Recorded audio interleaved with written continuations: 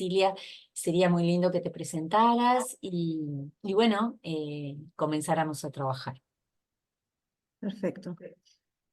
Bueno, antes que nada, les quiero dar los buenos días y agradecerles el interés de participar en esta actividad académica que convoca la Revista de Derecho de la Facultad de Derecho CLAE y la Maestría en Derechos Humanos que coordina la doctora Blengio. Y por extensión quisiera agradecerle la invitación a la doctora Blengio de formar parte de esta iniciativa, ¿sí? En primer lugar, me parece de orden comunicarles que esta presentación que vamos a ver hoy está sesgada de alguna manera o está eh, pautada de acuerdo a mi propia experiencia impartiendo talleres de escritura académica desde hace muchos años y también acompañando procesos escriturales de mediano y largo aliento de escritura académica, lo cual me permite identificar determinados aspectos que, bueno, se reiteran en los escritos, dudas que se reiteran, y con base en esa propia experiencia es que, bueno, nos enfocamos hoy en esta presentación. Eh, no solo por eso, sino porque además abarcar el manual de publicaciones de la Asociación Americana de Psicología en su 7ª edición es una actividad, sería una actividad prácticamente imposible. ¿Esto por qué? Porque, bueno, este manual, que consta de más de 420 páginas, abarca no solo aspectos ligados estrictamente a cómo citar o referenciar un texto académico, sino que aborda otros muchos temas igualmente interesantes, tales como aspectos relacionados con el estilo de la escritura académica, aspectos relacionados con la gramática. En el capítulo 5 de esta última edición aborda el lenguaje sin sesgo y da recomendaciones para escribir teniendo en cuenta estos aspectos. Y a lo largo de 13 capítulos, solamente 3 le dedica a las referencias y a las citas, ¿no? A las formas de citar.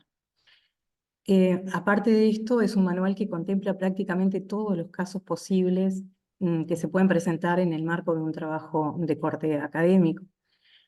Explico esto porque, bueno, la vastedad del propio tema que nos ocupa hoy y nos preocupa como docentes y también eventualmente como elaboradores de trabajos de escritura académica, bueno, va a tener esa visión acotada, pero muy pragmática, ¿no? Entonces, por ese lado tiene esa particularidad de esta presentación.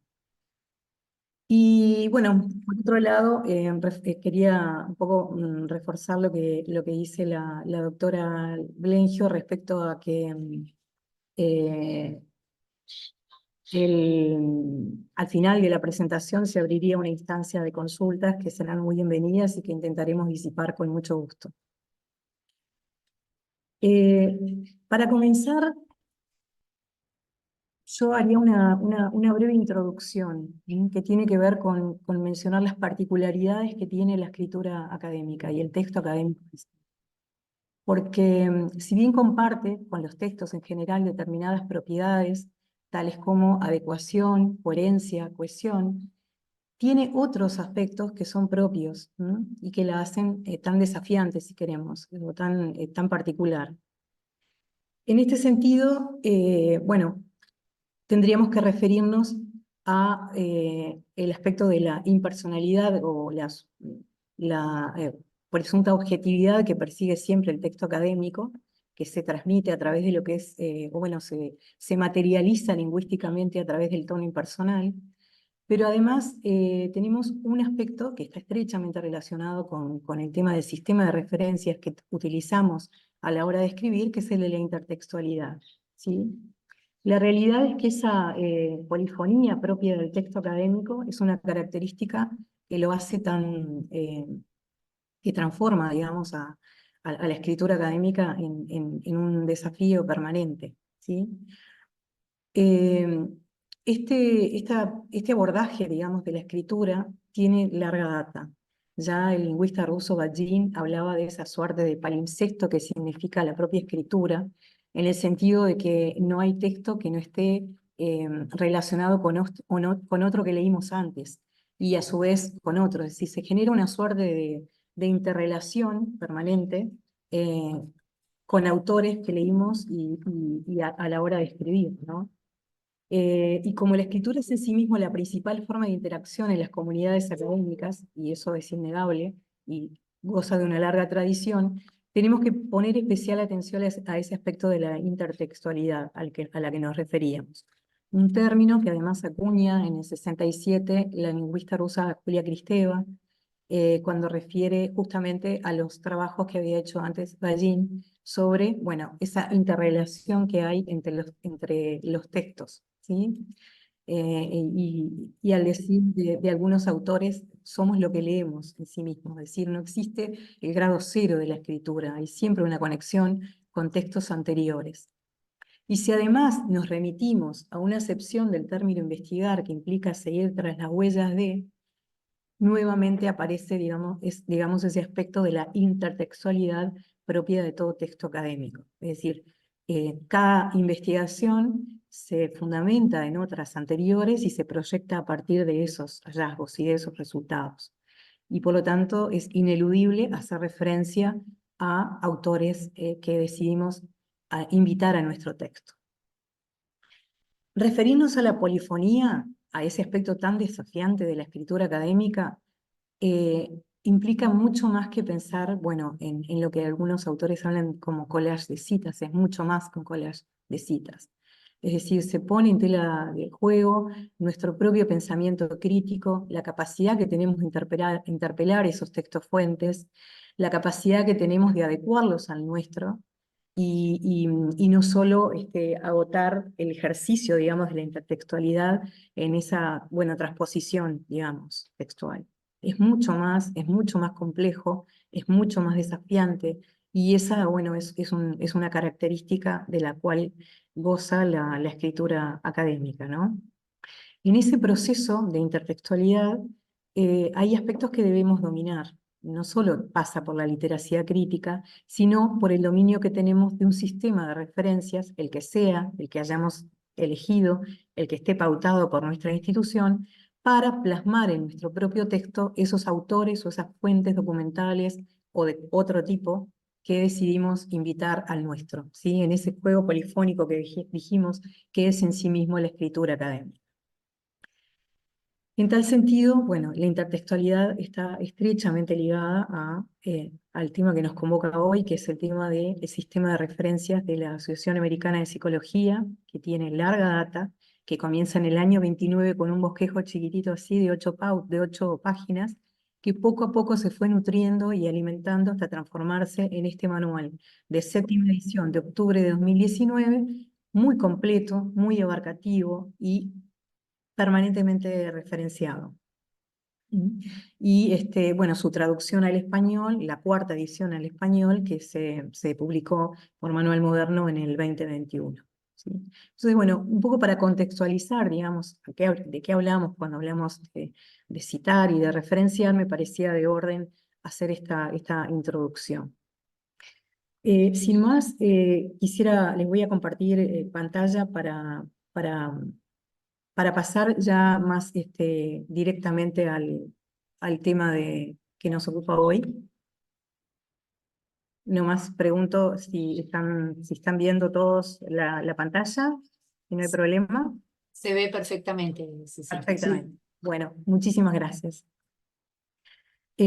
Como anticipé, es una guía muy básica que presenta elementos que son los más significativos que tenemos que tener en cuenta a la hora de citar y referenciar este sistema, ¿no? Bueno, como dijimos, este manual es un producto de la American Psychological Association, que es una organización científica que ha, bueno, establecido estas pautas internacionales que tiene como objetivo estandarizar las publicaciones, tanto académicas como científicas, ¿sí? Cuando hablamos de estandarizar, bueno, aplicar criterios que se sistematizan en un escrito y que le imprimen desde ese lugar un mayor rigor, digamos, al texto. Y lo transforman en un todo comunicativo, porque ese desafío que decíamos que implica la intertextualidad en sí misma, que nos obliga a traer a nuestro texto otros textos, con otros estilos y con otras formas de escribir, nos exige, bueno, homogeneizar desde algún lugar nuestros propios trabajos académicos, ¿no? Como les decía, si bien ya en 1929 APA había hecho algunas propuestas o algunos intentos para homologar estos criterios, la primera edición se publica en el año 52 y a partir de ahí, fíjense, hay una serie, digamos, de actualizaciones que hacen que este manual sea a su vez tan consultado, porque responden, cada una de las actualizaciones responde también a los cambios que se producen en el escenario de las nuevas tecnologías, por ejemplo. Sin ir más lejos, los últimos manuales contemplan las formas de citar y referenciar todas las redes sociales, y ya en el último manual nos explica cómo haríamos para citar en un texto académico, por ejemplo, el ChatGPT y otras otras inteligencias artificiales. Es decir, no nos vamos a detener en mis consideraciones sobre este tema y el impacto que esto puede tener en la escritura, sería motivo de otro seminario, pero la realidad es que algunos programas como el IBDP, el programa de bachillerato internacional, admite que los estudiantes consulten el chat y efectivamente los citen como corresponde, ¿no? Entonces, bueno, una de las razones entonces por la cual APA es tan consultado es porque, bueno, se actualiza permanentemente y responde a las demandas, digamos, de las nuevas tecnologías y de la ciencia y del mundo académico en general. Eh, Vale señalar que para cada área disciplinar hay un sistema de referencias que es más ad hoc que otros, ¿no? Sin ir más lejos, en el área en el área de las ciencias biomédicas, Vancouver sigue liderando como sistema de referencias y no hay intención de moverse, pero lo cierto es que, bueno, APA ha logrado transversalizar las disciplinas. Comenzó pensado para los trabajos de psicología, pero poco a poco se fue incorporando a la educación y ahora forma parte de sistemas de referencias de trabajos de las ciencias sociales en general. Entonces, bueno, nada más tener en cuenta que hay otros sistemas y que hay instituciones en las que generan a su vez sus propios sistemas de referencia. Entonces, tenemos que tener bien claro que, bueno, a la hora de elaborar un trabajo de corte académico, debemos consultar, bueno, cuál es el sistema de referencias que se va a utilizar y si la institución tiene uno propio, bueno, acceder a él, ¿no? Como les adelantaba al principio, vamos a ver aspectos sustanciales del sistema de referencias y que los vamos a enfocar en tres aspectos. Uno tiene que ver con las pautas de presentación, los aspectos formales que hacen al escrito en APA, otro a las citas y referencias, y al final nos vamos a centrar bueno, cuáles son cuáles son las adecuaciones que debemos hacer para citar y referenciar fuentes jurídicas. Las pautas de presentación en APA sufrieron algunas modificaciones en esta séptima edición, ¿sí? Por ejemplo, el tamaño del papel, que antes era 4, pasó a ser tamaño carta, y se abrió el elenco de tipografías, ¿sí? Que antes estaba limitado a Arial y a Times Roman, y ahora, bueno, se abre un elenco de tipografías, algunas con serifa y otras sin serifas, desde el punto de vista de la legibilidad. Podríamos decir que las tipografías con serifa son más adecuadas para los textos impresos y las sin serifa para los textos electrónicos o online, ¿no? Y bueno, y ahí están los tamaños de los tipos que recomienda APA para cada caso, ¿no? Los márgenes de las hojas es de 2,54 centímetros en los 4 márgenes. El espaciado sigue siendo con interlineado doble, sigue estando alineado a la izquierda, ¿sí? Sin justificar en ambos márgenes, y no solamente en el margen izquierdo. Y la sangría de 1,27 de primera línea es lo que delimita gráficamente cada párrafo. Es decir, entre párrafo y párrafo no va a aparecer un espacio, sino que la estructura del párrafo se va a delimitar a partir de la mayúscula y el punto, como ocurre siempre con el párrafo, y con la sangría de primera línea de 1,27. Reitero, estas pautas de presentación que ofrece APA en muchos casos son adoptadas por las instituciones por distintas razones y distintas necesidades.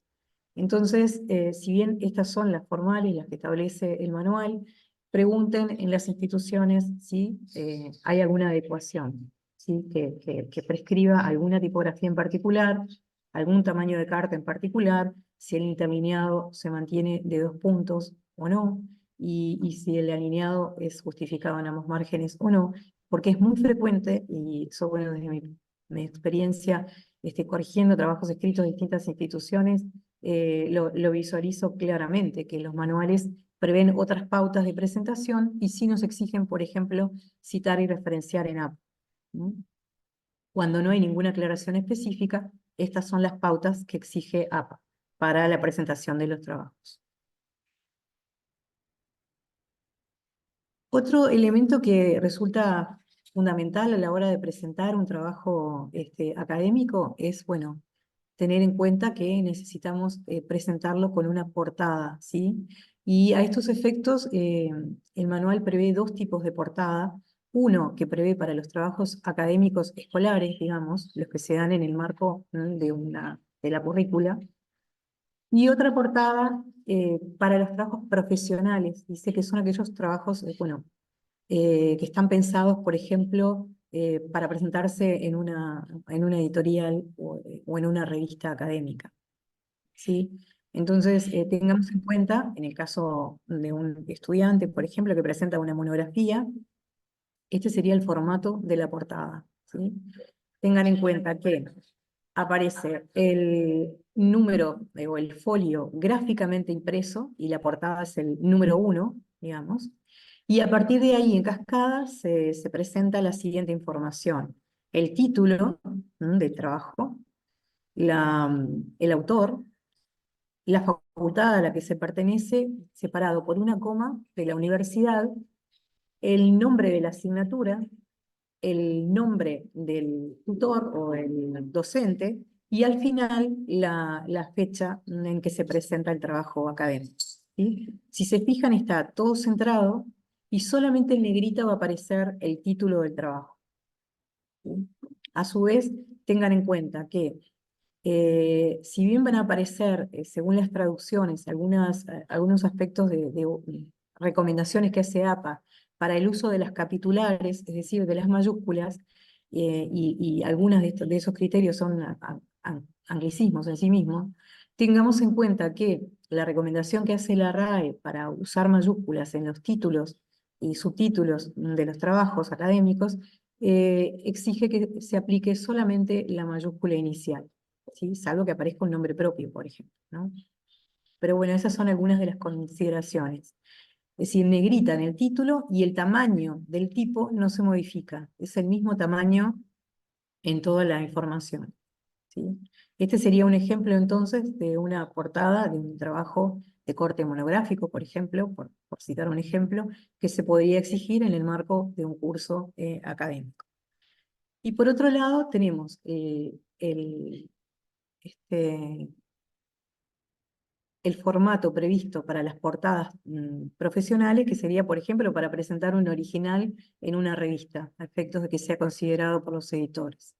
En ese caso, la información que se exige es, otra vez, el número en el margen superior derecho, que se plasma gráficamente, el título en negritas, en el mismo tipo, tamaño de tipografía que el resto de la información, el autor, si hay más de un autor, 2 autores, y la afiliación. En este caso se utilizó superíndice porque cada uno de los autores responde a una afiliación académica diferente. Y entonces, bueno, por esa razón traje este ejemplo. Pero bueno, si existiera una sola afiliación, pondríamos solamente Claudia Ramírez y el Centro de Investigación y Aprendizaje al que pertenece. A su vez, abajo, y ahí me permito mostrarles, aparece en esta portada las notas del autor, que son referencias a la propia investigación, y un correo electrónico de contacto. Pero quizás lo más significativo en esta portada tiene que ver con la exigencia de que aparezca el un título simplificado en mayúscula encabezando, ¿sí? Es decir, que el encabezamiento de las portadas de los trabajos profesionales exigen el número del folio, digamos, y en mayúscula el título reducido, que no puede exceder de las 50 letras, que va a acompañar todo el texto, es decir, que se va a replicar en todo el interior de los originales. Espero que esto haya quedado claro. Bueno, son pequeñas diferencias, pero bueno, también eso está pautado en este sistema de referencias y bueno, son aspectos que debemos tener en cuenta porque la formalidad de un trabajo académico habla en sí por sí misma. Es decir, cuando nosotros respetamos cada una de las pautas que se establecen y las formalidades, le estamos imprimiendo todavía más rigor al trabajo académico, ¿no? Otro aspecto que debemos considerar en la presentación de los trabajos que se adhieren al sistema APA es el nivel de los títulos, ¿sí? En esta actualización se prevén hasta 5 niveles de títulos y hay recomendaciones para cada una de ellas, ¿sí? En un trabajo académico eh, tiene aspectos paratextuales que son muy relevantes. El paratexto en un trabajo académico brinda muchísima información al lector y pasa, bueno, desde la información que aparece en portada, la información que se desprende del índice eh, y una serie de aspectos que van orientando al lector en la lectura y que forman parte a veces de la superestructura del trabajo académico. ¿Sí? Estoy hablando, por ejemplo, en una tesis de el título, el resumen, las palabras clave, la introducción, el desarrollo, las conclusiones, las referencias, los anexos. Es decir, todos esos aspectos que son paratextuales y que marcan, digamos, los distintos apartados que conforman la superestructura de un trabajo académico, se presentan con el título nivel 1. ¿Sí? En ese caso, el título entonces debe ir en negrita, centrado, y el texto comienza en un siguiente párrafo, ¿sí? Con sangría de primera línea. Si dentro de cada uno de estos apartados que mencionamos aparecen subtemas, entonces los subtemas se nivelan, forman parte del nivel 2 y se nivelan a la izquierda, en negrita, y bueno, y también el párrafo comienza en una siguiente línea. Y el nivel 3, que sería, por ejemplo, una clasificación que hay dentro de un subtema o una sección, se le puede decir también, entonces en ese caso, ese tercer nivel de subtitulación exige que se le aplique además itálica, es decir, cumple los mismos requisitos del nivel 2, pero además se le aplica la cursiva, ¿sí? Y el texto otra vez comienza en un nuevo párrafo. Los niveles 4 y 5 serían como clasificaciones que están dentro de esa clasificación, ¿no? Y bueno, en ese caso aparece la sangría de 1.27 aplicada a esos títulos, y en el primer caso en redondas, y en el nivel 5 otra vez la cursiva. Y la particularidad es que el párrafo no comienza en un siguiente eh, en el siguiente renglón, sino que se comienza en la misma línea y continúa como párrafo regular de cada uno de estos subtítulos. La verdad es que en lo estándar, digamos, en un trabajo académico de una extensión moderada, es no pasarse de los 3 niveles. E incluso es una recomendación, porque bueno, eso facilita el seguimiento del texto por parte del lector, y bueno, habrá áreas disciplinares donde, bueno, sí, la exigencia de llegar a los 5 niveles está presente, pero bueno, hay que ser como muy exhaustivos en estas decisiones también, ¿no? De todas formas, sea cual sea el caso, APA tiene previsto cuáles son los niveles de titulación y cuál es el formato que corresponde a cada uno de ellos en los trabajos académicos. Eh, Dimos algunas pautas que son como las más relevantes, digamos, en materia de presentación de trabajos académicos. Les recuerdo nuevamente que el manual prevé distintos casos, pero estos son los lineamientos generales a los que nos debemos ajustar, ¿no? Y vamos a dar paso ahora a un aspecto que es muy relevante de cualquier sistema de referencias y que surge con mucha frecuencia, y es esa pregunta, bueno, este, ¿cuándo cito? ¿Cuándo tengo que citar exactamente? ¿Por qué tengo que citar? ¿O para qué? Y lo más sustancial es cómo debo hacerlo, para que sea correcto y para no dar paso a conductas improcedentes o a situaciones no deseables, ¿no? Entonces, esa pregunta que es tan recurrente en el marco de los talleres, por ejemplo, de escritura, a veces de manera explícita o a veces que se permea en el propio texto, que decimos, sí, realmente no comprendió, bueno, cuándo hay que citar efectivamente. Un poco es el objetivo de este apartado, de esta presentación, que es explicar, bueno, en qué casos debemos referenciar a los autores que decidimos invitar a nuestro texto. Dijimos, cuando hablábamos hoy de intertextualidad o cuando hablamos de la polifonía del texto académico, ¿sí? La realidad es que cada vez que incorporamos información que proviene de otra fuente, ya sea textual o parafraseada, ya sea una idea simplemente, debe ser referenciada y debe aludirse al autor a quien le pertenece. El derecho de autor es un derecho inalienable y no hay ninguna razón que nos permita, digamos, mm, eh, perder de vista, digamos, este aspecto cuando escribimos. Entonces, toda vez que se incorpora entonces un texto en nuestro trabajo, debemos referenciar al autor, ¿sí? Cuando parafraseamos el planteamiento de otro autor o de otro trabajo, tenemos que también dejar claramente la fuente. Cuando resumimos las ideas de otro autor, también en esos casos debemos citar la fuente. Y por supuesto, cuando presentamos datos textuales, debemos referenciar la fuente. Es decir, eh, son algunas situaciones puntuales en las que se nos permite, digamos, obviar la referencia, que es cuando esa información que traemos es de conocimiento universal, por ejemplo, es cierta información que manejamos de manera universal, pero en un texto académico el rigor exige que se cite prácticamente toda la información en apartados específicos, sobre todo, como el marco teórico en una monografía o en una tesis, es indispensable, ¿sí? Ya dijimos antes que este ejercicio es muy complejo, exige mucho desarrollo de pensamiento crítico. La literacia crítica está puesta en este ejercicio de tomar decisiones y establecer cuándo yo presento una cita textual de determinado autor o cuándo decido parafrasearlo. Es decir, no es azaroso ese ejercicio, es complejo, es desafiante y podemos dar algunas recomendaciones al respecto, ¿sí?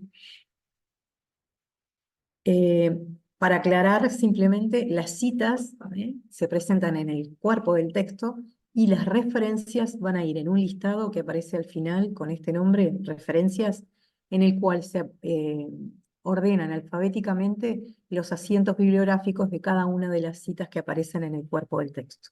¿Mm? Entonces, cuando hablamos de citar, hablamos de la información que aparece en el propio cuerpo del texto. Cuando hablamos de referenciar, nos estamos refiriendo a esos datos que van a permitir al lector recuperar esa información. ¿Mm? Entonces, quería aclarar estos conceptos. Hablábamos hace un momento de las recomendaciones que podríamos dar a la hora de citar, ¿sí? Y bueno, hay dos que son fundamentales. Una, evitar la sobrecitación, ¿sí? Repetir la fuente, por ejemplo, en cada oración, cuando la fuente es la misma. Podemos utilizar recursos de referencia, lingüísticos de referencia, que nos permiten aludir a ese autor, a dicho autor, o poner solamente el apellido sin el año para continuidad, digamos, a la cita, sin tener que establecer esa pauta de autor, año, número de página que nos exige, por ejemplo, la cita textual, ¿no? Entonces, hay que ser cuidadosos con la sobrecitación porque hay un aspecto de lecturabilidad de por medio y que tiene que ver con pensar en nuestro lector, ¿no? Que va saltando de un estilo a otro cuando hay esa suerte de sobrecitación. Y por otro lado, evitar la subcitación, ¿no? Porque cuando ocurre esto, bueno, hay que mirar con lupa ese texto porque seguramente haya algún sesgo de conducta improcedente. Es decir, hay que buscar un equilibrio saludable para el texto y también para nuestro lector que nos permita cumplir con las pautas de citación rigurosamente sin incurrir en un salto de estilo permanente. ¿Cómo se resuelve eso? Siendo muy asertivos con la decisión que tomamos cuando traemos a nuestro texto una cita textual. Es decir, porque esa información está tan clara, tan bien explicada como yo jamás podría hacerlo, o porque ese autor que lo sostiene, que sostiene esa información, o esa teoría, o esa doctrina, es tan relevante que le imprime a mi texto un mayor rigor, una mayor potencia, digamos, a mi propio texto. ¿No? Entonces, esas son algunas de las recomendaciones que se podrían dar a la hora de decidir, bueno, cuándo traigo a mi texto una cita textual y cuándo no. Pero bueno, el propio manual de APA recomienda eh, generalizar, digamos, en un trabajo académico el uso de la paráfrasis, ¿sí? Y entonces privilegiar la cita de paráfrasis para darle una continuidad estilística al texto, hacerla mucho más amable, más legible, y bueno, sin incurrir en ninguna conducta improcedente, porque la cita de paráfrasis refiere también al autor y al año de la fuente. ¿Sí? Entonces, estas son algunas de las recomendaciones que podríamos dar para citar, ¿no? Y aquí vale la pena detenernos un poquito en el tema del derecho a cita, porque bueno, en nuestro derecho está amparado el derecho a cita en este artículo 10 de la ley 14910, cuando dice, bueno, para hacerlo, nuestra obra debe estar citada, debe haber sido antes públicamente divulgada, el uso debe ser honrado y debe estar justificado en el contexto de una nueva obra. ¿Mm? No obstante esto, fíjense que hay algunos países donde el derecho a cita está restringido a un número de palabras determinado. En Uruguay no existe esa restricción de la cantidad de palabras límite para citar una obra en la nuestra. Pero bueno, sí se recomienda que la extensión de esas citas sea razonable, ¿no?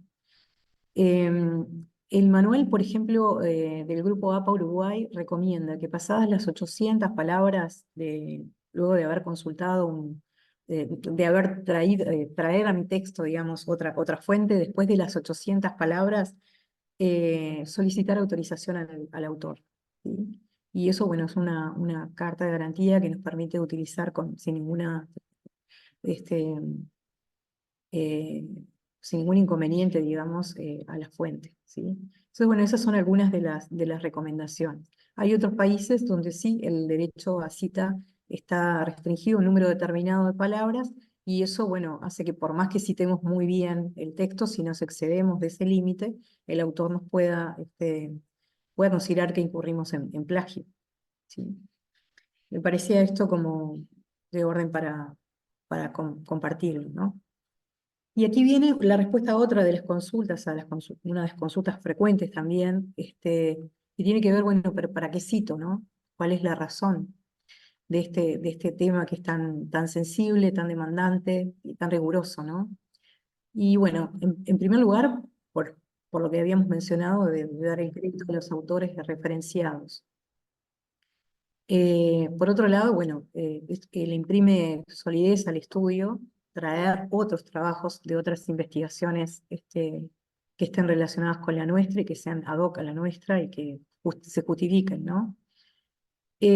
Facilitarle el acceso a la literatura a los lectores es otra de las razones, es decir, por eso en la lista de referencias se exige que aparezcan todas las formas que permitan recuperar esa fuente. Establecer también la vigencia de las publicaciones. Hay algunas áreas disciplinares donde la vigencia de la publicación no debería pasarse de, no sé, de los 5 años, es una recomendación. Más allá de que hay autores referentes que siempre están, ¿sí? Y que no, y que más allá de que perduran, digamos, y que es importante traerlos al trabajo, pero a pesar de eso, hay, bueno, en ciencias biomédicas ni que hablar, que necesitamos que los trabajos que referenciamos sean de ayer, ¿no? Entonces, bueno, con solo revisar las referencias uno puede ubicar la vigencia que tienen las publicaciones que se utilizaron. Y bueno, y también nos sirve para contextualizar históricamente el marco en el que se desarrolla la investigación. Entonces, de esta manera, digamos, dimos respuesta a esas preguntas que tienen que ver con, bueno, cómo cito, todavía no, cuándo cito y para qué cito, y ahora sí vamos a ver cómo cito, ¿sí? Cómo presento las citas en mi texto, ¿sí? Antes de eso, tenemos que distinguir, bueno, qué significa una cita y una referencia. Dijimos hoy que las citas se presentan en el cuerpo del texto y que debe estar debidamente señalada, con las marcas correspondientes, atento a si es una cita textual o si es una cita de paráfrasis. Y las referencias eh, exige que se presenten todos los datos que nos permitan recuperar esa fuente, ¿sí? Lo que llamamos el asiento bibliográfico, y aparece en una hoja nueva, con el título centrado, referencias nada más, eso es una de las actualizaciones de APA 7, en un documento donde de manera alfabética se presenta, alfabética ordenada según los apellidos de los autores, con sangría francesa, se presenta esta información al final del trabajo. Antes de citar nuestros autores en nuestro trabajo, vamos a ver las recomendaciones que hace APA, atento a la cantidad de autores que firman, bueno, autores de ese documento, ¿no? Que vamos a citar, o de esa fuente. Y bueno, aquí algunos ejemplos. Cuando hay un solo autor, entonces solamente ubicamos tanto el autor es el autor y el año de publicación, ¿sí? Este es un ejemplo de cita narrativa, en el que aparece, bueno, autor, año. Y esto es un ejemplo de cita parentético en el que la información de la fuente aparece entre paréntesis, precisamente por eso se llama cita parentética, y solamente aparece, bueno, el autor y el año. En las referencias se suma a esa información la inicial del nombre de pila del autor, ¿sí? Pero en el cuerpo del texto solamente el apellido, ni el nombre abreviado ni desatado, es decir, solamente el apellido en el cuerpo del texto, y en las referencias se le agrega la inicial, ¿sí? Del nombre de pila. Cuando son dos autores, le agregamos la conjunción y, y el criterio es el mismo. Autores, año y el número de páginas, si es una cita textual. Y en este caso, en las referencias, si se fijan, aparece otra vez abreviado el nombre de pila con la conjunción y.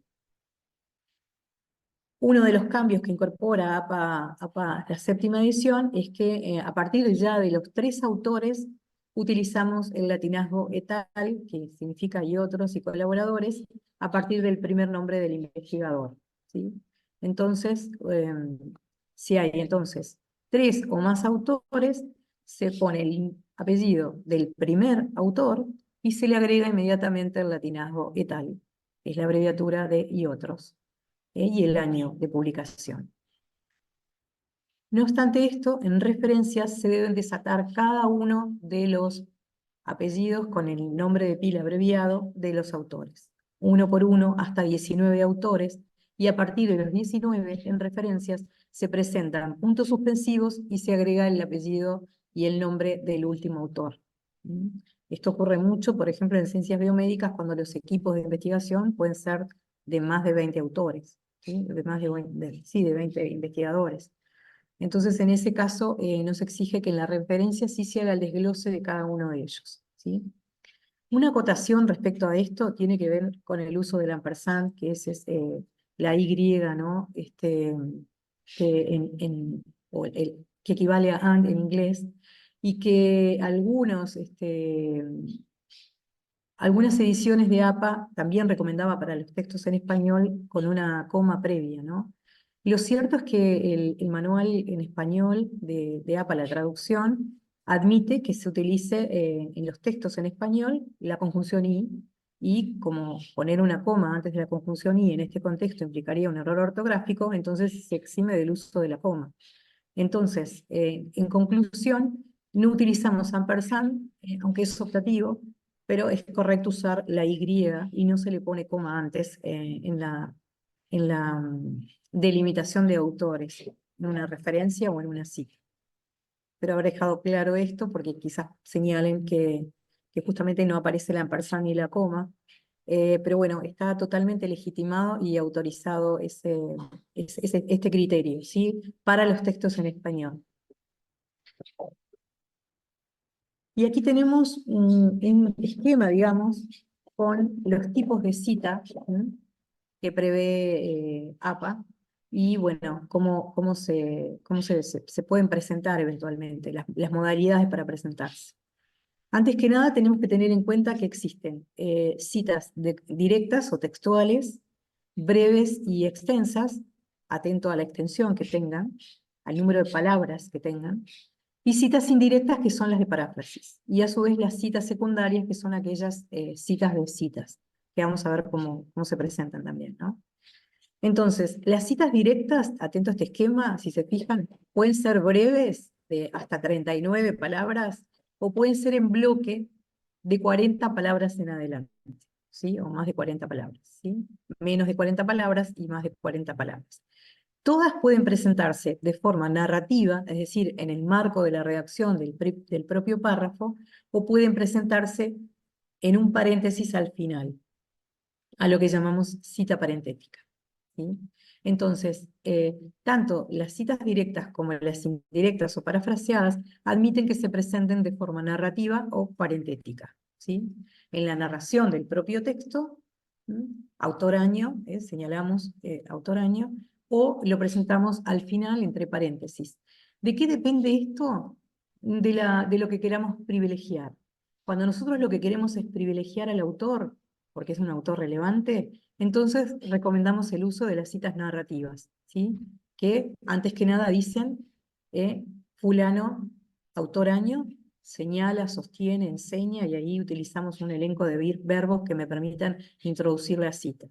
Cuando lo que queremos privilegiar es la información en sí misma, entonces lo que se recomienda es el uso de la cita parentética, en la que aparece toda esa información que acredita la fuente al final entre paréntesis.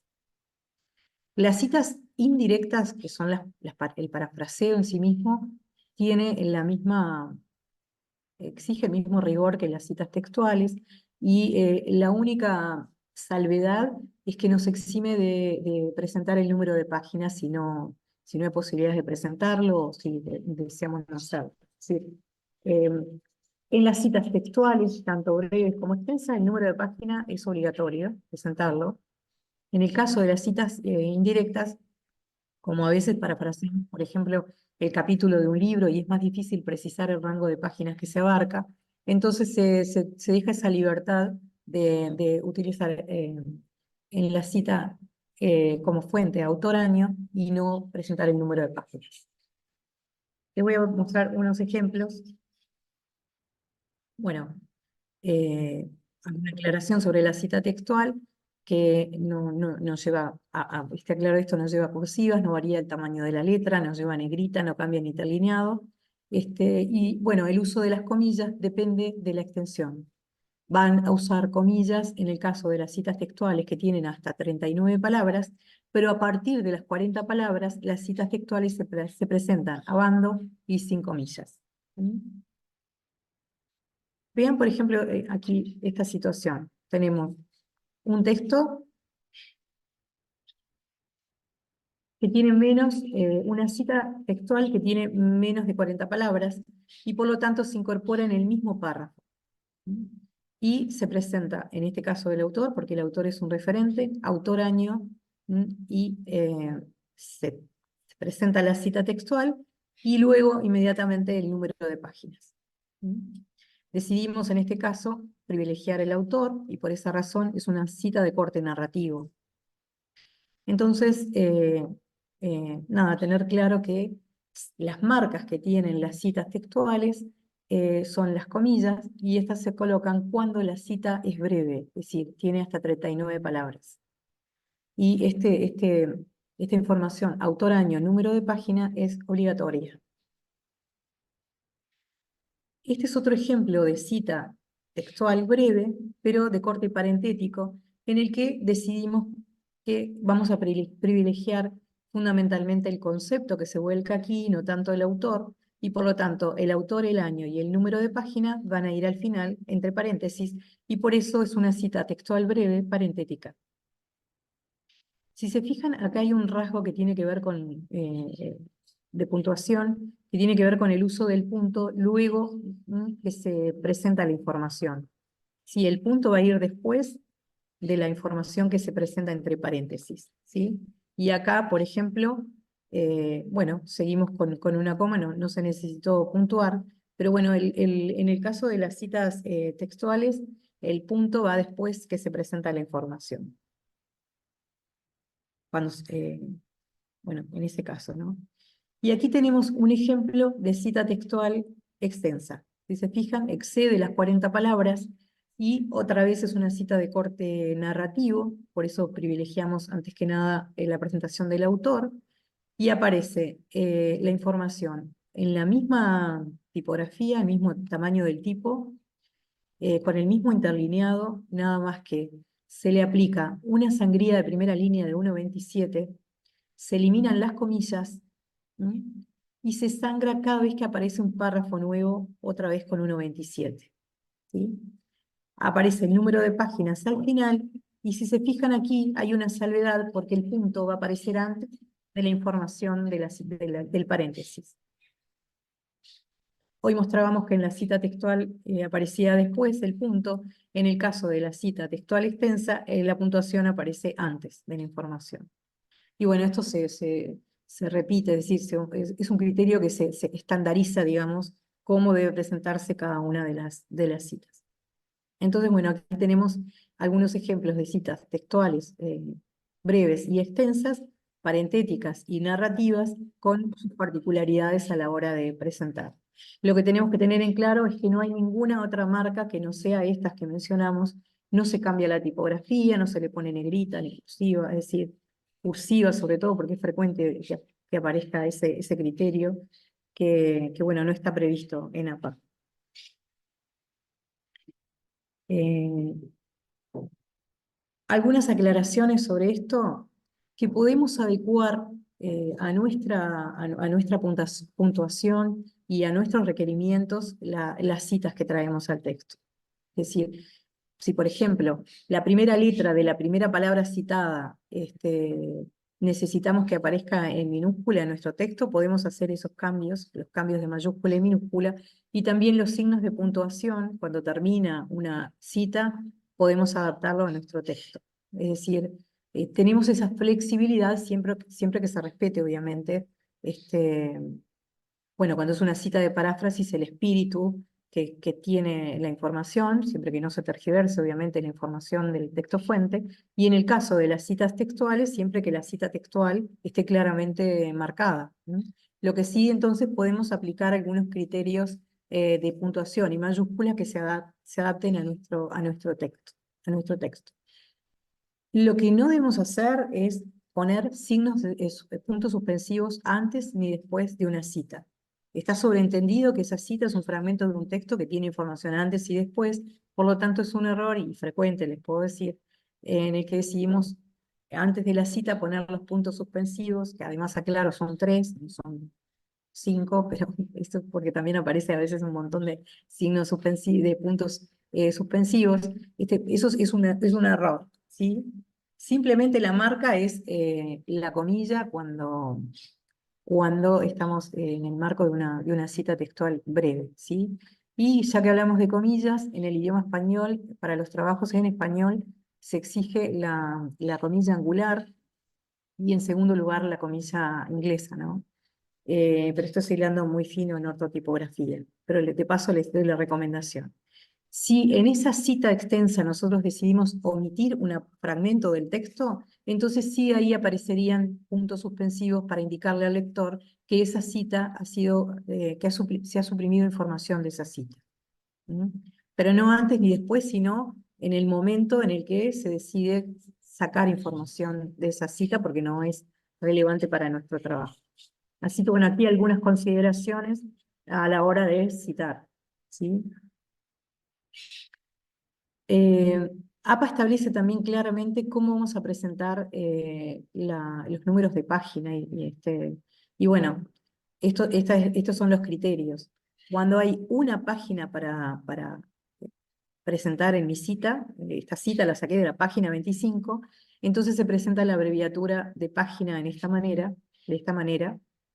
Cuando parafraseamos, por ejemplo, un rango de páginas que va de la 25 a la 27, entonces se utiliza el plural de páginas.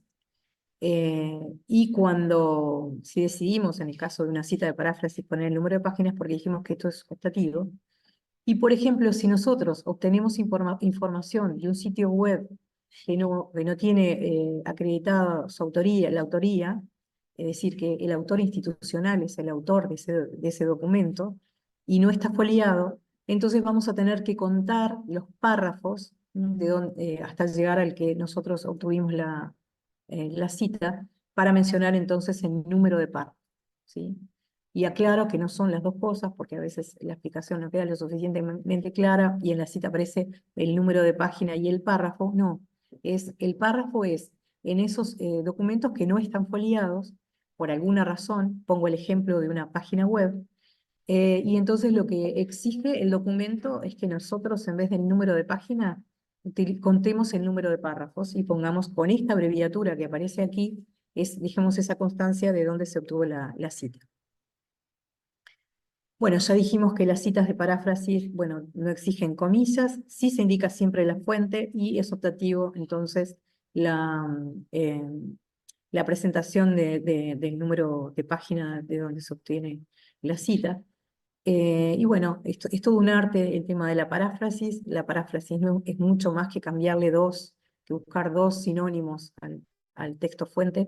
Exige la reelaboración del texto, es más complejo de lo que a veces asumimos. Y para que sea realmente una cita de paráfrasis, exige esa reelaboración. Si no, estaríamos ante una cita textual mínimamente alterada, y eso exige un tratamiento diferente y otras consideraciones. Entonces, tengamos en cuenta ese aspecto. Y por otro lado aparece la cita, bueno, este es un ejemplo de cita de paráfrasis.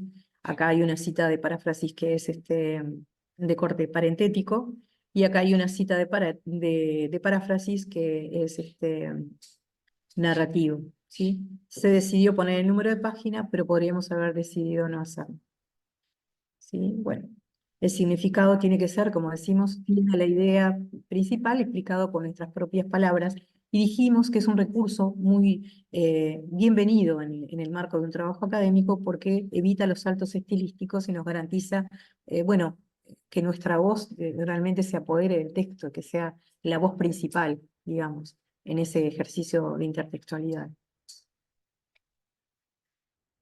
En los casos en que parafraseamos más de un texto, es necesario establecer, bueno, cuáles son las fuentes. Y para eso se ordenan alfabéticamente de acuerdo al apellido, y aparece el número del año de la publicación que fue parafraseada, y se separan con un punto y coma, como en este caso que aparece aquí, ¿sí? Entonces, en este caso se parafrasearon conceptos de 3 autores, y entonces al final hay que mencionar quiénes fueron, y se separan con un punto y coma y se ordenan alfabéticamente de acuerdo al apellido del autor. Es decir, el orden no es caprichoso, tiene ese criterio.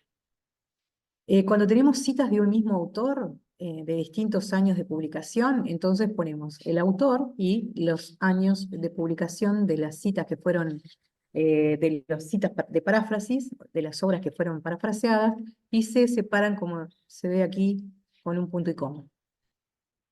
Cuando tenemos citas de un mismo autor cuyos años de publicación coinciden, porque esto es posible, fíjense que el trabajo de edición, sobre todo de impreso, lleva un proceso, el proceso de edición de un libro, y a veces la publicación en revistas académicas tiene un plazo que es menor o así. Entonces, puede ocurrir que un autor en el mismo año publique un libro y que a su vez le publiquen un artículo que había mandado hacía un tiempo a otra revista, y que en el mismo año tenga varias publicaciones. En ese caso, entonces, si las referenciamos en nuestro texto, las citas de un mismo autor cuyo año de publicación coincide se separan con las letras A o se distinguen con las letras del abecedario en un orden. ¿Cómo se establece cuál es la obra de 2009A, por ejemplo? Se ordena alfabéticamente por el título de la obra. La que esté antes es la A y así. Atento al título, cuál es la primera letra del título de la obra de este autor. Espero haber dejado claro esto. Son como particularidades, pero que están todas pautadas y están todas estandarizadas en este manual que deja muy poco librado al azar, como verán. Después aparece la cita secundaria, es otra posibilidad que tenemos, que es cuando nosotros, en un texto que estamos leyendo, nos interesamos por lo que menciona ese autor de otro, ¿sí? Es decir, en un texto que estamos consultando aparece información de otro autor que nos parece relevante y que queremos volcar en nuestro propio texto, ¿sí? En ese caso, esta es la fórmula para hacerlo. Tenemos que mencionar al autor que nos interesa y explicar qué se citó en el texto que leímos. Este documento es de la revista de Derecho y es un artículo del doctor Aval Oliu, que está referenciado al final de este documento, y que menciona Clet, y a mí me interesa lo que dice Clet sobre este tema. Entonces lo que digo es que Clet habla de la audiencia preliminar y que, como se citó en Aval Oliu en este año, se sostiene al punto y lo cito atento al documento fuente que leí, ¿no? Entonces, bueno, tenemos esas posibilidades de traer a nuestro texto citas o citas secundarias, pero la realidad es que tenemos que ser muy cuidadosos, ¿sí? Porque lo ideal en estos casos es ir tras la fuente primaria, ¿sí? Si tenemos la posibilidad de ubicar ese documento de CLED, entonces la recomendación del tutor, del docente, va a ser unánime. Vayan y lean directamente el documento de CLED, ¿sí? Y ya después harán, porque digo, en realidad lo que nosotros tomamos del documento que leímos pasó por el tamiz y la reelaboración de ese autor de acuerdo a sus intereses, que quizás no son estrictamente los nuestros. Pero si nosotros vamos directo a la obra primaria, a la fuente primaria, hacemos nuestro propio análisis de esa obra, sin pasar, digamos, por un segundo autor. Entonces la recomendación es, vayamos a las fuentes primarias siempre que sea posible. A veces ocurre que son documentos que no hay posibilidad de acceder a ellos, ya están agotados, etc. En esos casos se admitiría, pero presten atención y los tutores les van a decir siempre, cuando hay citas secundarias, vamos a reducir el número o vamos a tratar de evitarlas dentro de lo posible. En las referencias, cuando tenemos citas secundarias, se va a referenciar el texto que leímos, no a CLED porque no leímos esa obra, sino el documento que tuvimos al alcance. Bueno, de todas las fuentes posibles que tenemos en un documento, para citar en un documento, hay algunas que son recuperables y otras que no, y esa discriminación la tiene muy clara APA, y entonces entiende que las comunicaciones personales se deben citar en el texto, pero no referenciarse, porque no hay posibilidad de recuperarlo. ¿Por qué? Porque estamos hablando de llamadas telefónicas, de mensajes, de correos, de clases que no fueron grabadas. Esas se consideran comunicaciones personales y si se presentan en el texto, si se fijan, acá hay una forma, exactamente aparece la fecha en el que ocurrió esa comunicación personal y el autor, digamos, de esta comunicación personal, pero no lo vamos a referenciar porque no hay forma de nosotros poder recuperar esa información. Esto ocurre a veces en los trabajos monográficos de nuestros talleres cuando toman apuntes en clase y esos apuntes de clase pueden resultar un insumo, pero bueno, esas clases no fueron grabadas y no hay forma de recuperarlas, se presentarían en el trabajo como comunicaciones personales. Y aparece acá justamente para avisarles que este tipo de fuentes no se referencian, ¿sí? Y no hay forma, como no están documentadas, de establecer más datos que no sean estos. ¿Quién lo dijo? Que es una comunicación personal, que no se puede recuperar, y en qué fecha ocurrió esa comunicación.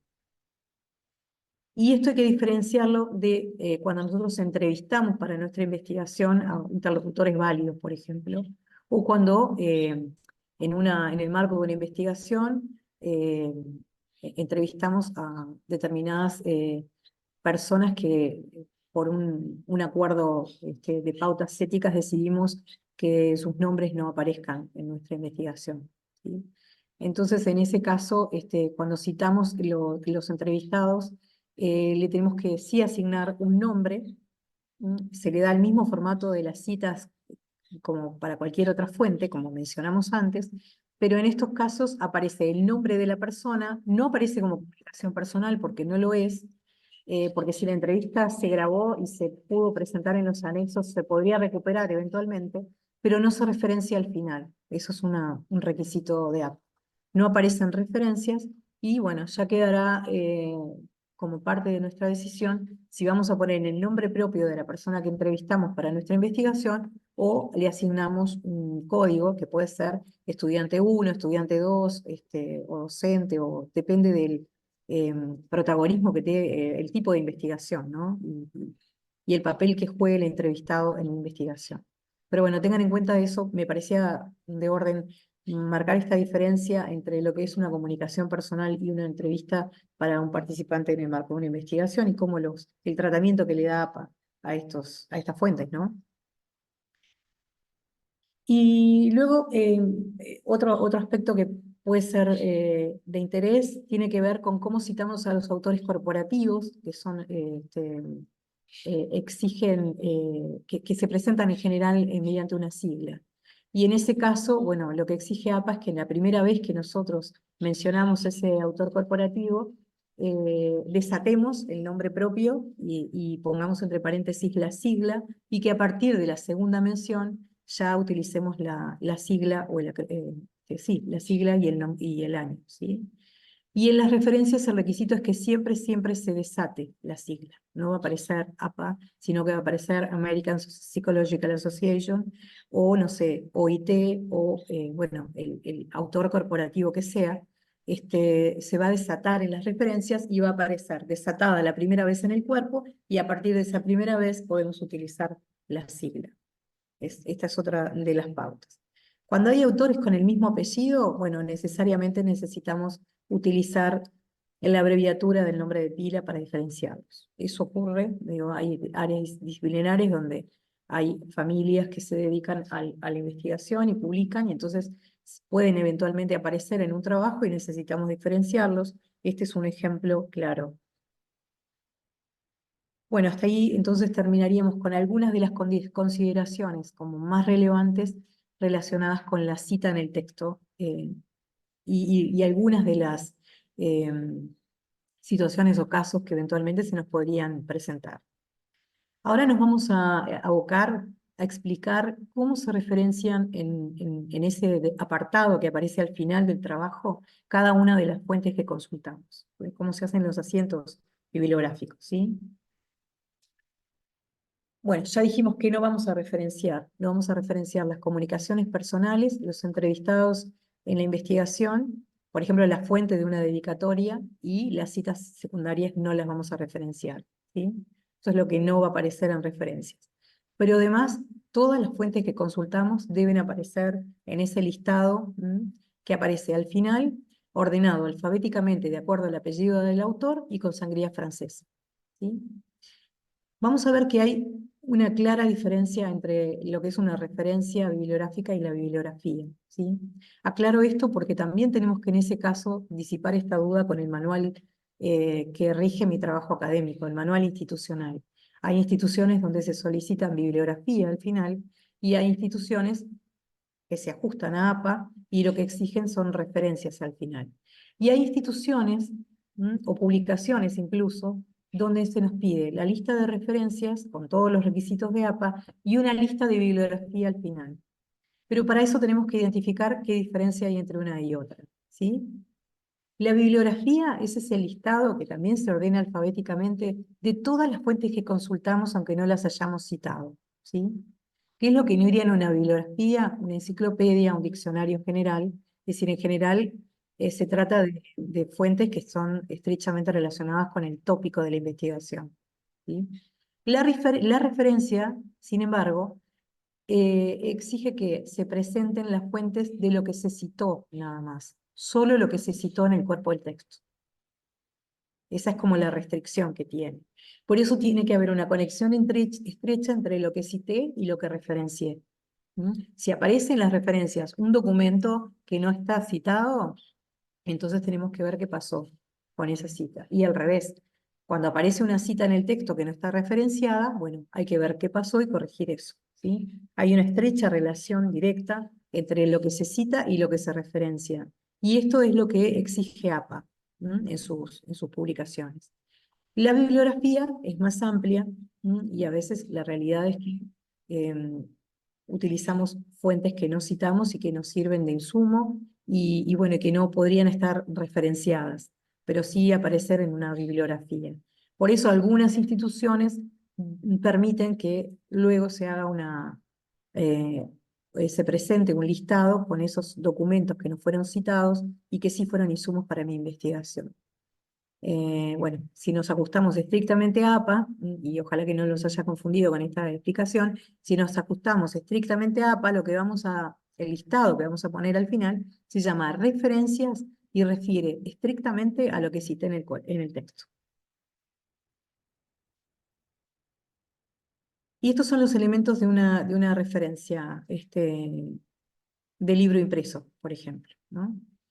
¿Cuáles son los elementos de una referencia de un libro? El autor, el año de la publicación, el título y la editorial. Y aquí tenemos abajo el asiento bibliográfico correspondiente a este documento, ¿sí? Y no se olviden que en las referencias aparece el apellido del autor y la inicial del nombre de pila, cosa que no aparecía en la cita, si recuerdan, ¿sí?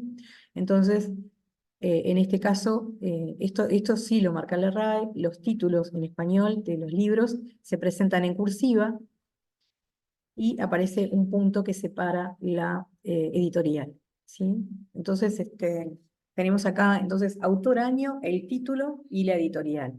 Cuando se trata de una coedición, que puede ocurrir, que haya más de una editorial involucrada en el proceso editorial, entonces el nombre de cada editorial se separa con un punto y coma, ¿sí? Y bueno, este es el esquema, digamos, para presentar el asiento bibliográfico de un libro que aparecería en la letra L en una referencia, ¿sí? Cuando nosotros obtuvimos información, sacamos una cita de un libro que es colectivo y que cada capítulo tiene un autor, esta es la fórmula para presentar, ¿sí?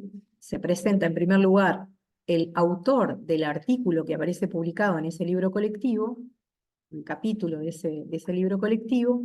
En redonda, si se fijan, no está aplicada aquí la sangría, el título de ese capítulo, y después se pone en, y aparecen los autores o coordinadores del libro en sí, con el título, el rango de página que abarca ese capítulo y la editorial, ¿sí? ¿Cuál es la particularidad acá? La siguiente, que cuando mencionamos los autores o quienes fungen como autores, que pueden ser coordinadores o editores de ese libro colectivo, se invierte la información y aquí sí aparece en primera instancia el nombre de pila o la abreviatura del nombre de pila de estos autores, ¿sí? No sé si notan la diferencia, pero bueno, aquí es el apellido y el nombre de pila, y acá es el nombre de pila abreviado y el apellido. En este caso son tres los autores de este documento, de este libro colectivo, ¿sí?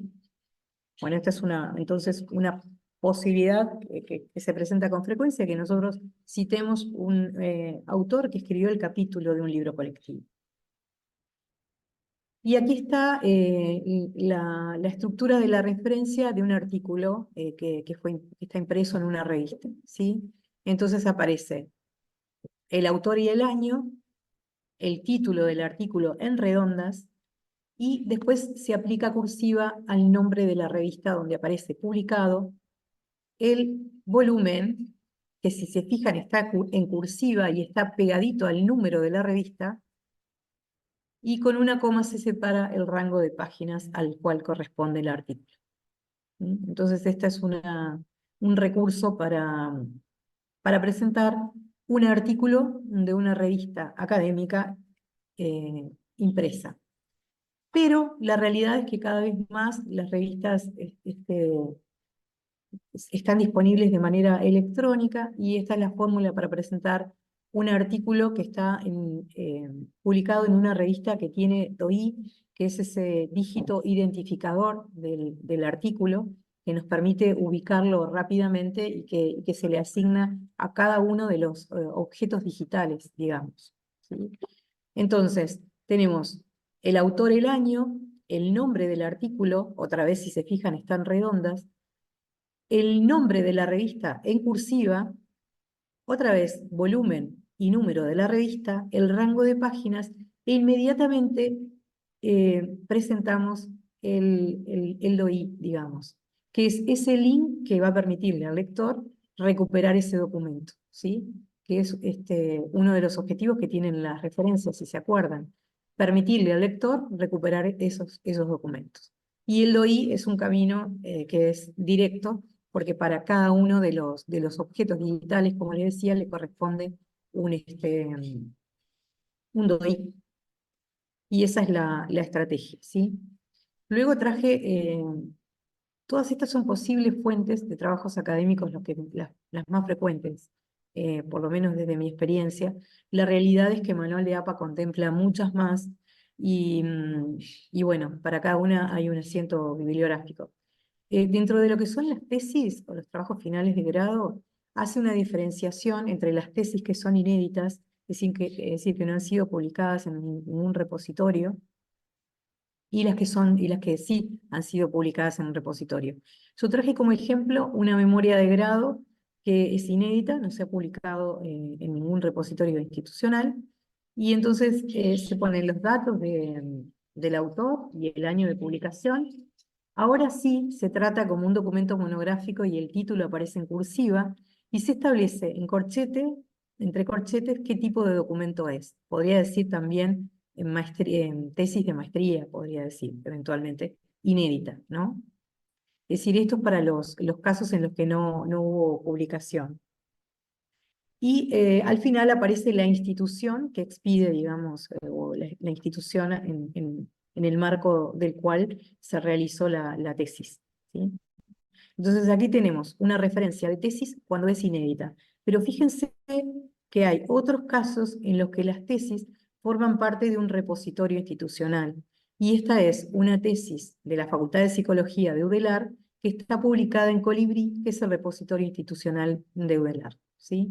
Entonces nos pide que pongamos el autor y el año, el título en cursiva de la tesis, y pongamos entre corchetes qué tipo de tesis es y el nombre de la institución que otorga el título. Después aparece el nombre del repositorio, que si se fijan está acá, que es Colibrí, y después tiramos el link para recuperar la información. Y aquí tenemos el caso de dos tesis que son insumos confiables y son manidos, digamos, se utilizan con frecuencia, ¿sí? En el marco de los trabajos académicos. Y aquí, bueno, hay una referencia a un sitio web que bueno, nos exige también la diferenciación es si ese sitio web se actualiza con frecuencia o no, y eso depende de que se establezca qué día de recuperación o qué día se recuperó ese documento. Y bueno, en cualquiera de los dos casos es indispensable que aparezca el link para recuperar esa información. Y aquí está, digamos, el contenido, digamos, de cada una de estas referencias a sitio web, ¿sí?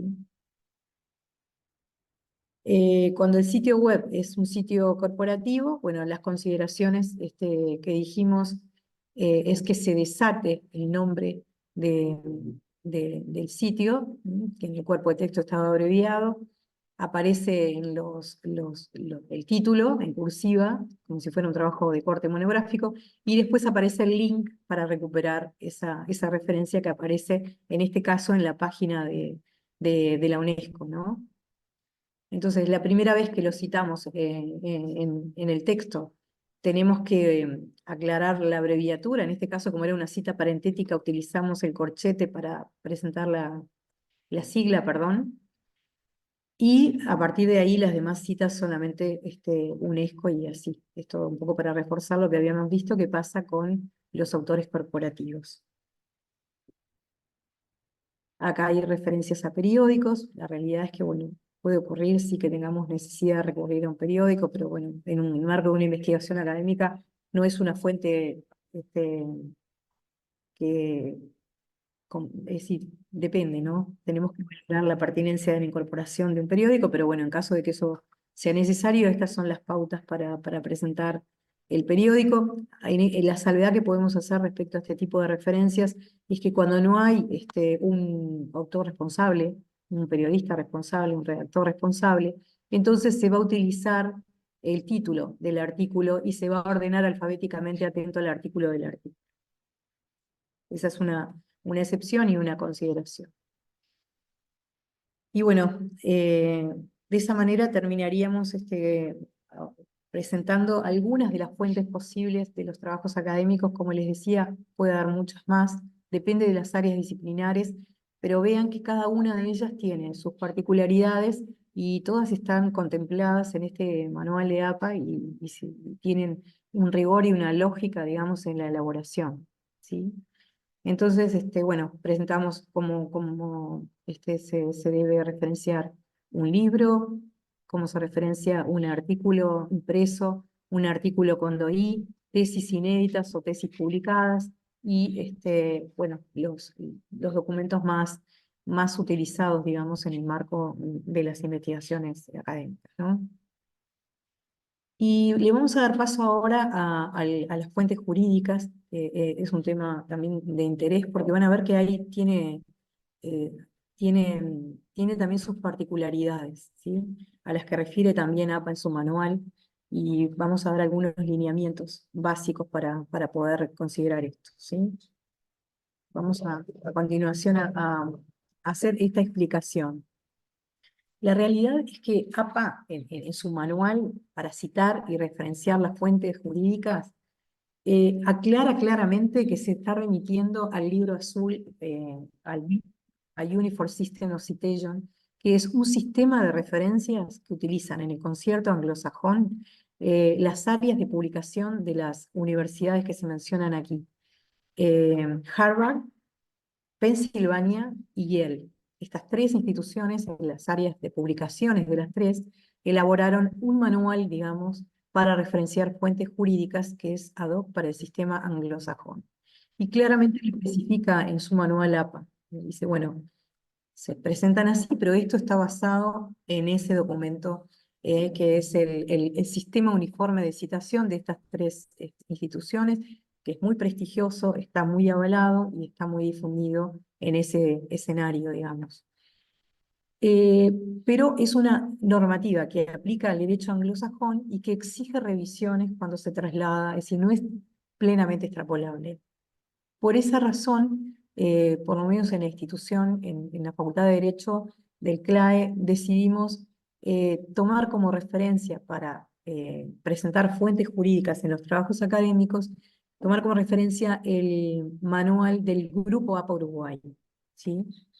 Que es este documento que está disponible libremente, de fácil acceso, que se publicó en el año 2019, que es muy riguroso, que contempla distintas adaptaciones para Uruguay del Manual APA de la sexta edición, y eso hay que aclararlo, porque bueno, cuando hicimos la adaptación fue necesario considerar que bueno, que ya APA estaba en una nueva edición y había algunos aspectos y ajustes que fue necesario hacer.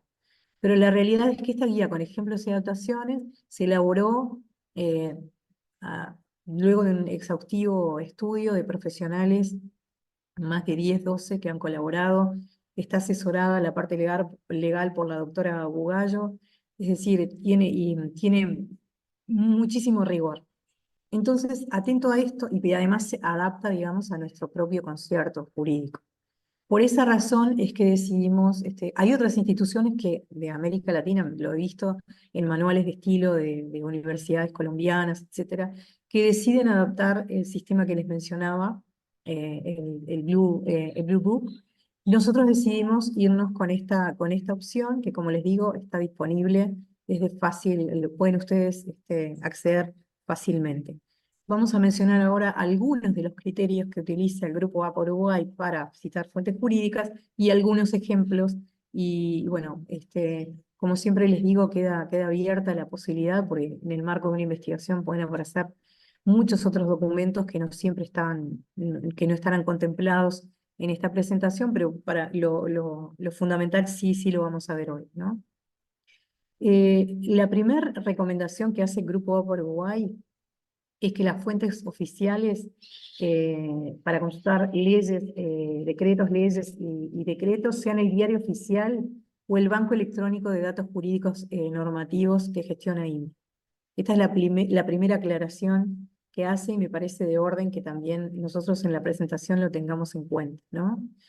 Entonces, dependerá el soporte, ¿no? Porque hay versiones impresas o electrónicas, de eso dependerá el asiento bibliográfico. Pero en realidad recomienda que sea del diario oficial y del Banco Electrónico de Datos Jurídicos o del Banco de INPO, que es donde se obtenga esta información, para citar.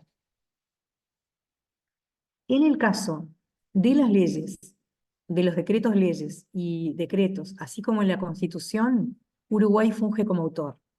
Es decir, que cuando vamos a citar, digamos, la ley en el cuerpo del texto, Uruguay va a ser el autor. Y el número de año es el año de publicación en el diario oficial de esa ley. Ese es el criterio que adopta este grupo cuando hace las adaptaciones a Uruguay. Entonces, fíjense que en este caso, bueno, en estos tres casos, viene está muy atado con una explicación que dimos hoy, que es qué pasa cuando a un mismo autor se superponen los años de publicaciones. Va a ser necesario agregar A, B y C según el título, dijimos. Porque puede ocurrir que nosotros citemos leyes, decretos leyes o decretos que tengan el mismo año de publicación, y entonces va a ser necesario en ese caso que consideremos ese criterio que explicábamos hoy para asignarle una letra del abecedario que identifique a cada una de las referencias. No sé si me estoy explicando con esto, pero bueno, eso es necesario. Sobre todo por esta consideración de que, bueno, Uruguay va a ser el autor en el caso de las leyes, de los decretos leyes y decretos, así como de la Constitución. Y bueno, aclaro una vez más que esto está fundamentado en este documento que les hablo y que puede haber discrepancias con esto, puede haber consideraciones todas valiosas y todas de recibo, pero bueno, en este caso nosotros decidimos irnos con este criterio, ¿sí? Y acá otra vez aparecen algunas aclaraciones que no se extraen del manual de APA, sino que son recomendaciones que hace la RAE para la escritura de las leyes, y aquí aparecen como claves de escritura, ¿sí? Por un lado, una de las claves de la escritura de las leyes es que los números de las leyes no llevarían puntuación. Esto está sustentado en esta recomendación que se hace en el libro de Estilo de la Justicia de la RAE, que se publicó en 2017, según la cual, en estos casos, fíjense, en el caso de los años, es decir, en esos casos en que el número no indica cantidad, sino que sirve para identificar un elemento dentro de una serie, no se necesita la puntuación o no lleva, no se prescribe justamente lo contrario, el no uso de puntuación. Y bueno, por ejemplo, la numeración de los textos legales y sus divisiones entrarían dentro de esta consideración. Por lo tanto, los números de las leyes no llevarían punto. Eso es una aclaración que quiero hacer, pero bueno, nada. Después ya lograr homogeneizar ese criterio es una recomendación que yo hago, pero que bueno, también tendrá sus perspectivas y demás. Y aquí les traje algunas claves de escritura para plasmar en un trabajo académico los nombres de las leyes, ¿sí? Entonces, esto se extrae de la ortografía de la lengua española de 2010, de la RAE, y la recomendación es que cuando el nombre oficial de la ley es relativamente corto, se utilizarían mayúscula para cada uno de los elementos significativos. Y aquí tenemos un ejemplo. Ahora, si el nombre dice demasiado extenso, pero no especifica exactamente, ¿no?, que sería demasiado extenso, se puede optar por escribir solo con mayúscula la primera palabra, ¿sí?, de la ley. Entonces, bueno, ahí están dos criterios. Y el otro que tenemos que tener en cuenta es que cuando el nombre no es oficial, sino que es el nombre coloquial que se le da a la ley, entonces en ese caso se escribe siempre con mayúscula, con minúscula, perdón. Por ejemplo, la ley de prensa, la ley de la silla, de la forma que nosotros identificamos coloquialmente la ley, no es el nombre propio de la ley, y en esos casos entonces se utiliza la minúscula, ¿sí? Entonces, y los mismos criterios se aplican para los proyectos de ley, para los decretos y demás documentos oficiales que tengan relación. Entonces, bueno, esta información la pueden encontrar en la ortografía de la RAE o si no, en el Manual de Estilo de la Justicia, donde se especifican estos criterios que pueden ser de ayuda a la hora de elaborar una investigación de corte jurídico, ¿no? Y me parecía interesante traérselos a colación porque además la presentación respeta estos criterios. En el caso de las leyes, decretos, leyes, y así es el plural, decretos, leyes y decretos, dijimos que Uruguay funge como autor, después aparece el año, el mes y el día, como es la fecha de publicación en el diario oficial, o eventualmente la que aparece en el banco de datos de INPO, y entonces el título de la ley o del decreto, luego el número, precedido de la anotación número, y de haber un título se agrega luego de los dos puntos, ¿sí? Acá hay un ejemplo, perdón. Acá tenemos un ejemplo de cómo citar una ley, perdón, referenciar una ley. Uruguay, perdón.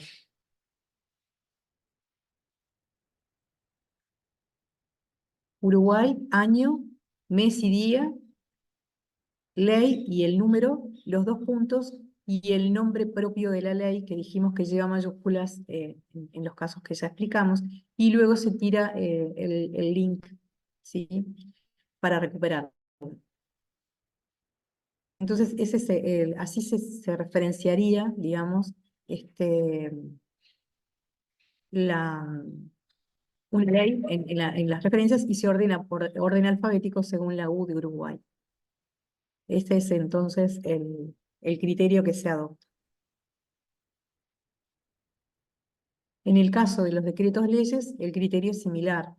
Aparece Uruguay como autor, luego aparece el año, el mes y el día, el, el número de la ley, los dos puntos, y luego se presenta entonces el título, en este caso del decreto ley, y el link para recuperarlo.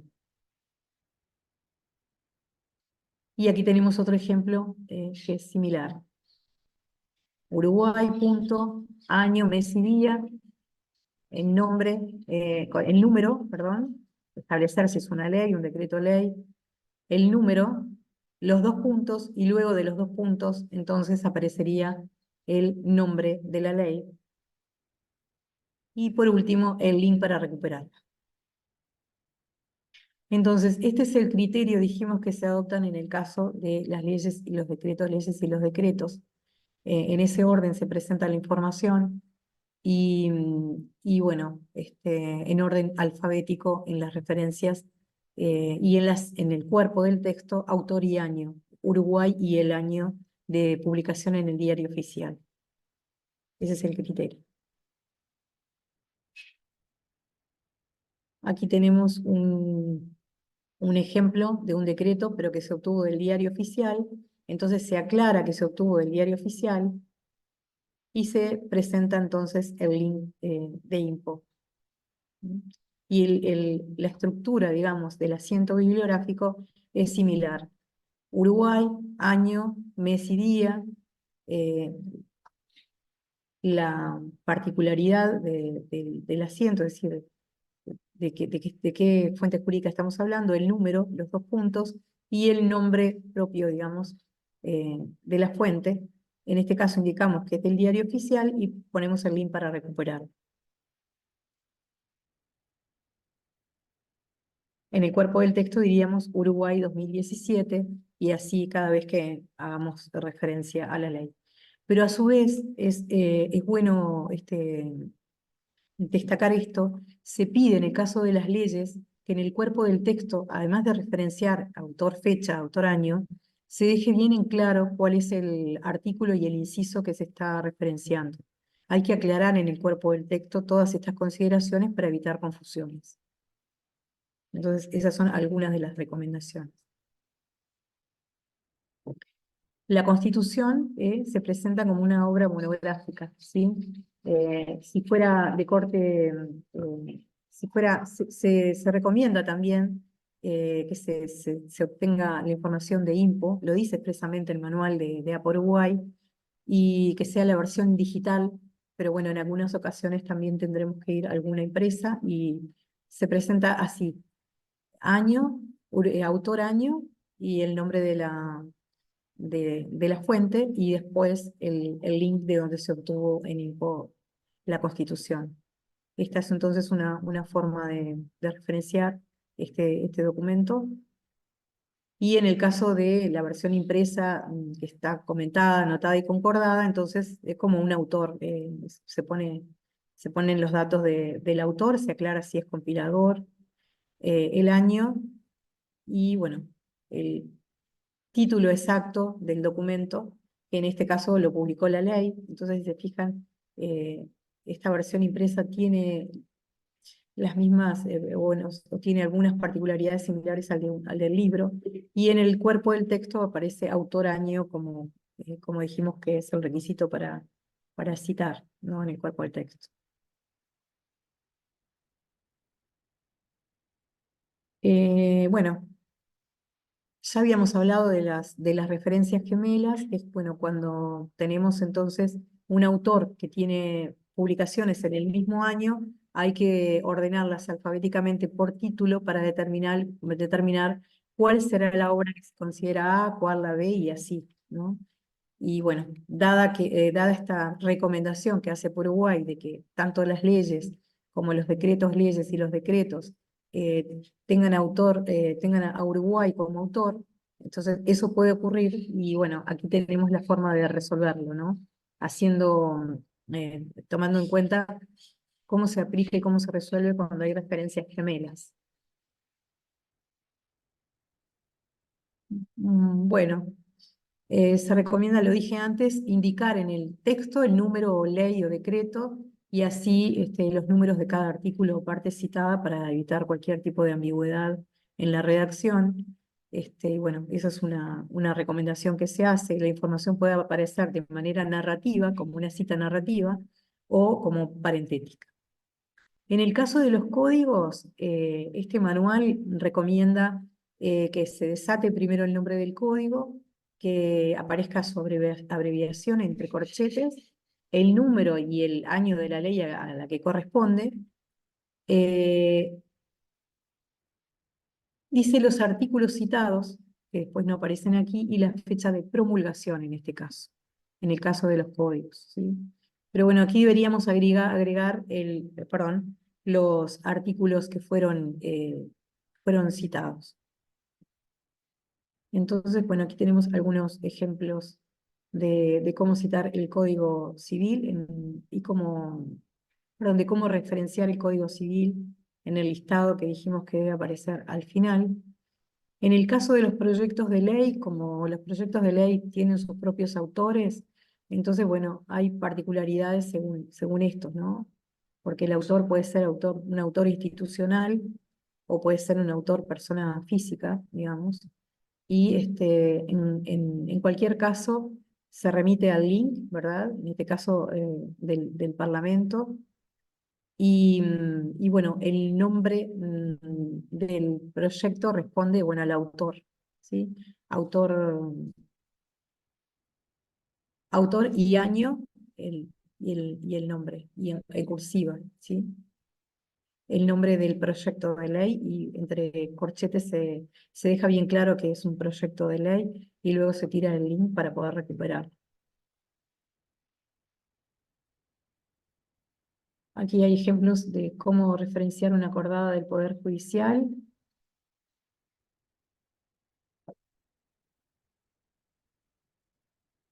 Las sentencias de los tribunales, cómo se referenciarían.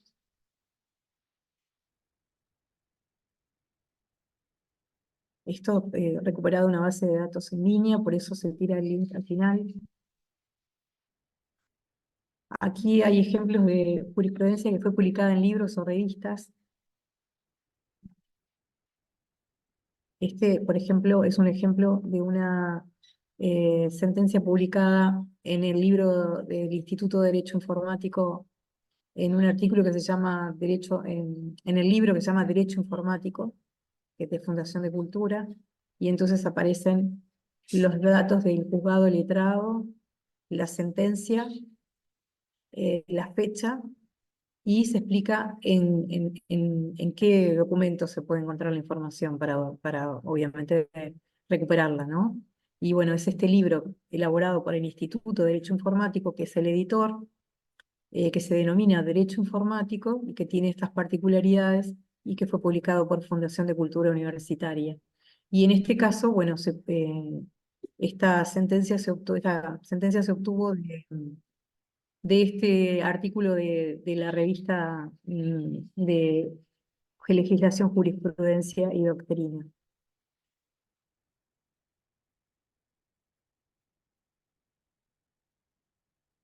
El manual de APA Uruguay presenta la fórmula para presentar los decretos de las intendencias municipales, las circulares, convenios y acuerdos internacionales, que están contemplados también en este documento, y bueno, los avisos del Poder Judicial,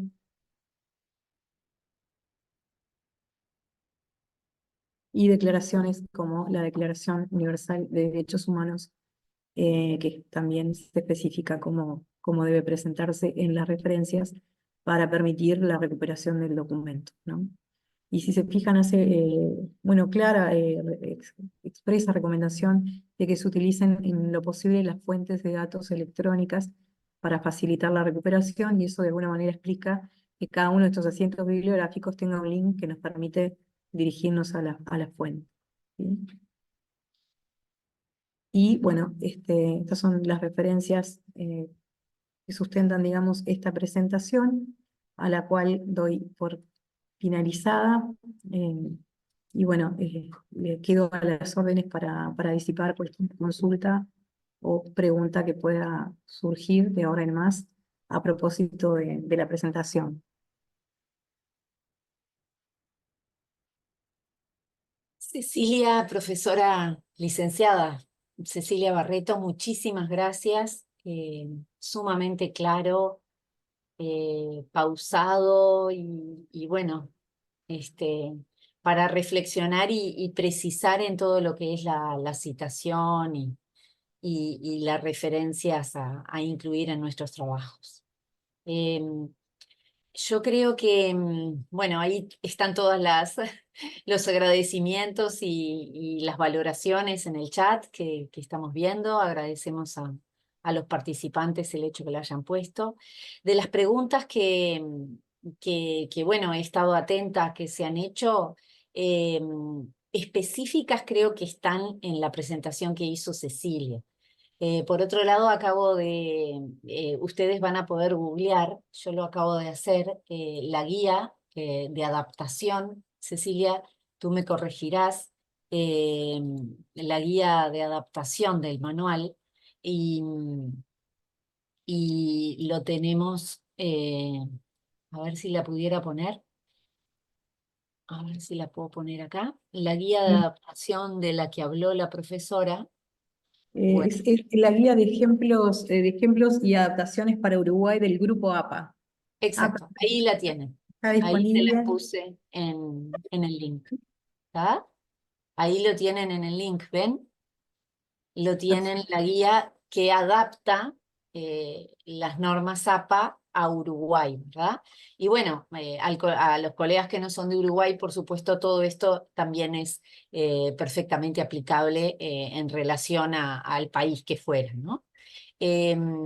Luego, con respecto a algunas preguntas puntuales, yo creo que lo más práctico es cuando nos enfrentamos a lo que vamos a citar o referenciar, buscar cuál es la solución, porque ha sido una exposición sumamente amplia, cosas que quizás para muchos puede resultar, siempre nos resultó extraño, como esas palabras et al, ¿no? Que fueron explicadas, o algunas otras cosas, cómo citar un texto o un autor que ha escrito en varios años. Es decir, creo que cuando nos enfrentamos al trabajo y a lo que van a ser nuestras citas, es cuando vamos específicamente a ir aplicando en la práctica todo lo que está explicado aquí por Cecilia. De las preguntas, sí, la que recojo es el tema de este material. Este material lo estamos grabando y lo vamos a condicionar a los efectos de que ustedes puedan tener acceso. Por ahora es esa la respuesta que les doy, y obviamente es clarísima la pregunta porque este material nos va a ayudar a después a resolver los problemas de la citación y de las referencias. Les quiero aclarar que en este grupo, que somos más de 90 o 100 personas, estuvimos hoy, hay de todos los niveles, tenemos estudiantes de grado, tenemos estudiantes de maestría, tenemos magísters, tenemos doctorados, así que esto nos enfrenta día a día. Así que felicitaciones, Cecilia, porque realmente la explicación fue multipropósito y dedicada a todos. Veo que hay una mano levantada de Glenda Pereira. Yo lo que les voy a pedir es que seamos muy escuetos con la pregunta, que por supuesto es sumamente valiosa que se haga, y específica, si sea algo concreto que se dijo, quizás vamos después a revisar lo que ya se planteó en la explicación. Pero por supuesto puede haber preguntas muy disímiles, así que ni que hablar, que Glenda, te damos la palabra. Muchas gracias por este espacio. Agradezco especialmente a Cecilia Barreto por la exposición. Un segundo. Quería preguntar, para citar videos de YouTube, que es muy usado ahora también, ¿qué recomendación nos podrías dar, Cecilia, al respecto? Muchas gracias. Sí, claro. La realidad es que APA en cada reedición se va actualizando y, como les decíamos, va incorporando. Y contempló hasta cómo citar, dijimos, inteligencia artificial ya en este último documento. Para citar un video de YouTube, lo que necesitamos, en primer lugar, en el asiento bibliográfico, es establecer la autoría, digamos. Si, por ejemplo, vamos a citar un video de YouTube que produjo una universidad, que es lo que te recomiendo, porque ya que vamos a ir a una fuente de esta naturaleza, que sea a un sitio, de un sitio confiable, ¿verdad? De una institución educativa, por ejemplo.